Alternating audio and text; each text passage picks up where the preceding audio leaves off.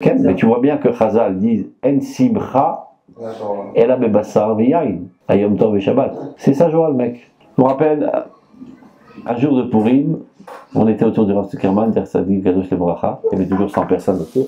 Sa femme a préparé, je sais pas, du riz et des boulettes de viande pour tout le monde. Donc je reçois une assiette, je donne au rabbin.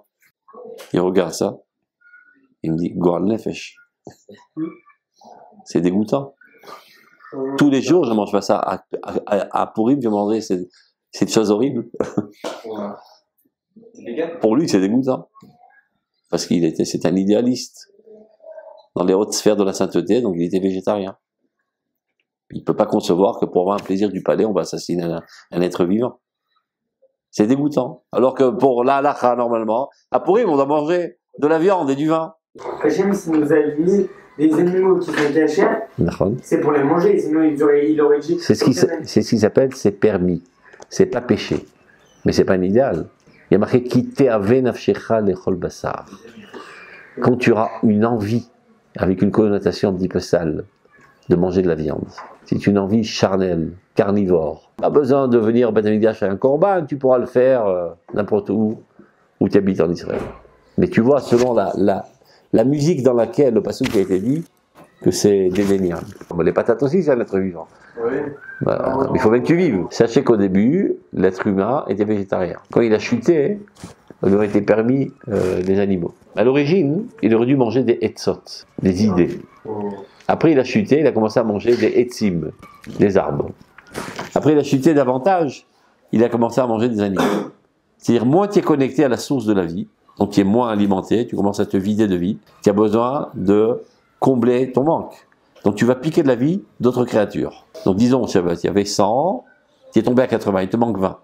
Donc tu prends quelques patates et trucs, ça comble le manque. Ouais. Après tu es tombé à 50. Et dans les patates, il n'y a que 20.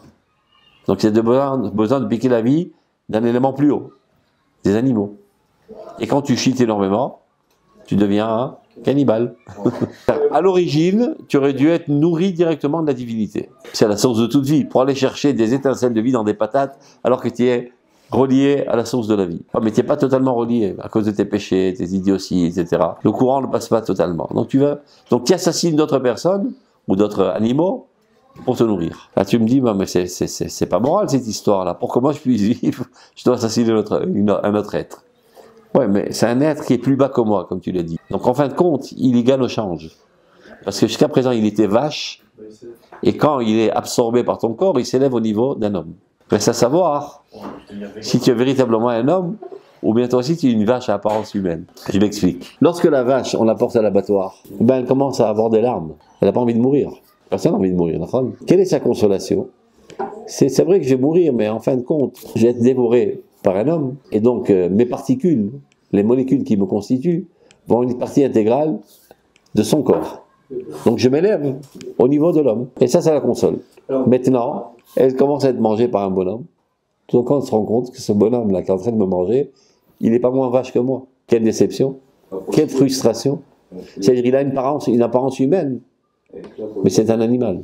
C'est quelqu'un qui ne sait pas gérer ses instincts, qui est agressif, qui est sale, etc. Il est peut-être même plus vache que moi. Donc c'est une chute. Donc j'ai même pas la consolation d'avoir été élevé. Et toutes ces particules qui sont digérées dans ton corps émettent des cris de désespoir et de tristesse. Lechem atzabim, ça s'appelle. Le pain de la tristesse. Tout reste à savoir comment tu as mangé.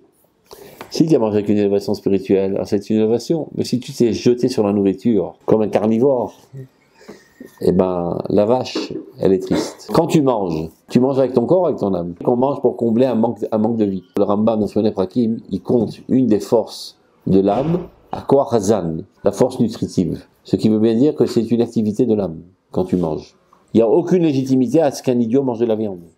Un être humain normal, c'est légitime. C'est pas un grand idéal, mais c'est légitime. Mais s'il est anormal, c'est un salaud, une crapule, un criminel. Pourquoi donc assassiner une vache pour entretenir quelqu'un qui est encore plus vache que la vache? C'est pas légitime. Normalement, l'homme est plus haut que l'animal. Domem, Somer, Chaim Medaber. L'inerte, le végétal, l'animal et le parlant, l'homme.